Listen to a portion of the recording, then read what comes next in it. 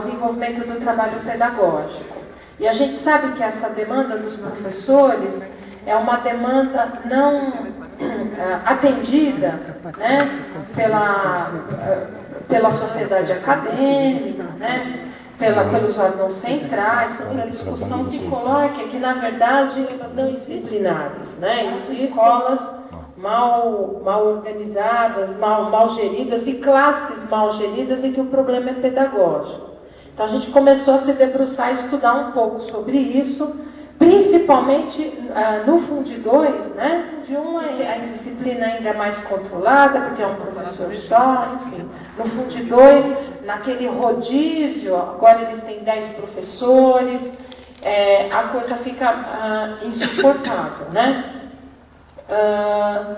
Então, a gente propôs, qual seria o objetivo da tutoria? Criar um espaço de reflexão para esses alunos, né? Então, parar com eles e discutir qual estava sendo a atitude deles com relação à escola, com relação aos professores, com relação às regras, aos seus compromissos, à sua responsabilidade, né?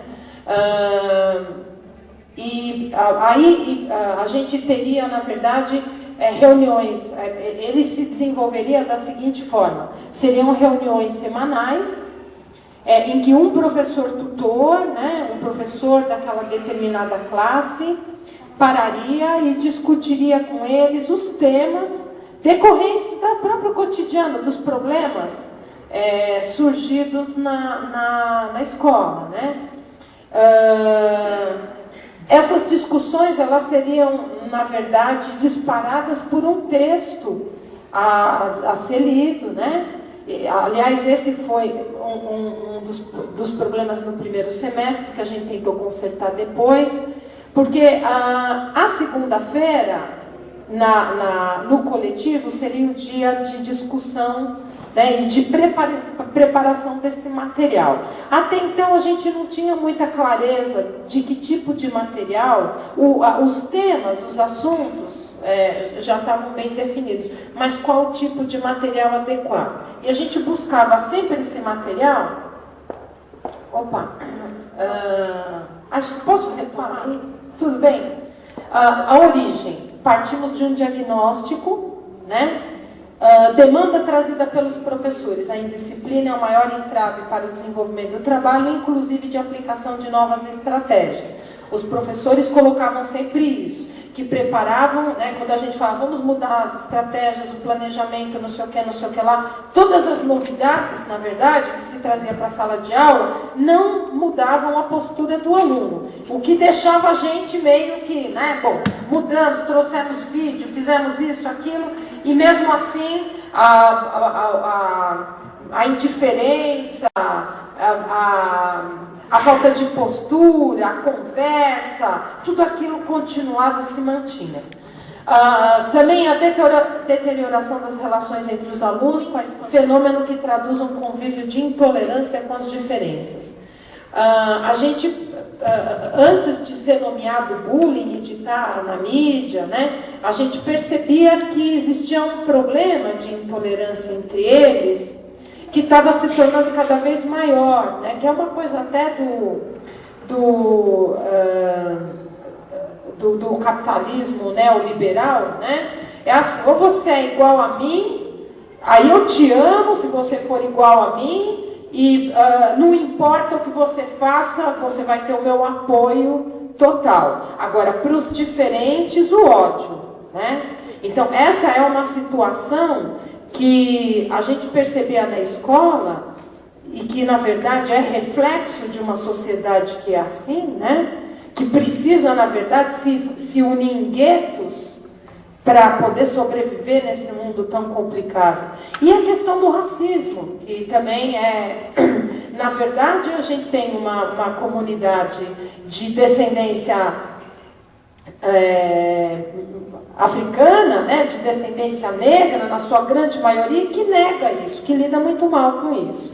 Então, era o tempo todo aqueles apelidos, menções a cabelo, enfim, que hoje a gente chama de bullying, né, mas que há um tempo atrás discriminação, racismo, intolerância, né? Enfim, seja lá o que for.